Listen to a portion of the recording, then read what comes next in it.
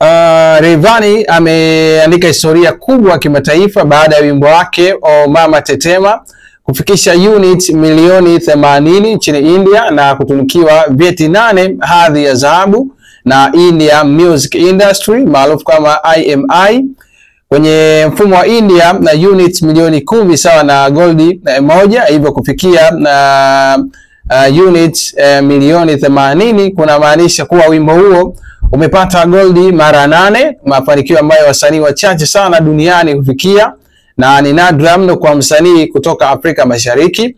Rayvanny amesherehekea hatua hiyo kupitia ukurasa wake wa Instagram kwa maneno yake ya ushindi akisema kwamba hakuna kenge wala mgusi wa kugusa hizi mambo nchi hii, naweka rekodi ambazo nakuja kuzivunja tena mimi mwenyewe.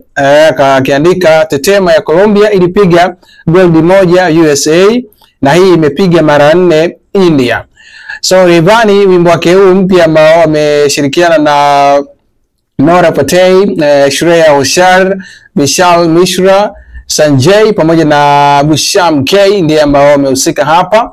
So hii inakuja ikiwa ni miezi michache baada ya O Mama Tetema pia kuvunja rekodi kwenye Spotify kwa kuwa na streams milioni 10 na kufikisha zaidi ya milioni moja za reels kwenye Instagram, ikithibitisha ukubwa wake katika mitandao ya kijamii na majukwaa ya streaming kimataifa.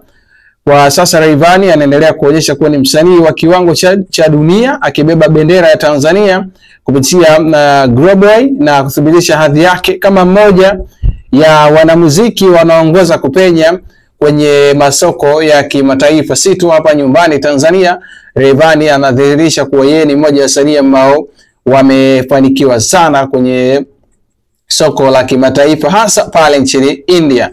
So huu ni wimbo ambao unazidi kutengeneza rekodi kadri ambavyo siku zinavyozidi kusonga mbele. Kumbukwe wimbo huu unashikilia rekodi ya kuwa na watazamaji bilioni 1 kwenye mtandao wa YouTube. Kwa hiyo ni ishara kwamba ni wimbo ambao una mafanikio makubwa sana kwa upande wa Rayvanny kwa mwaka huu 2025.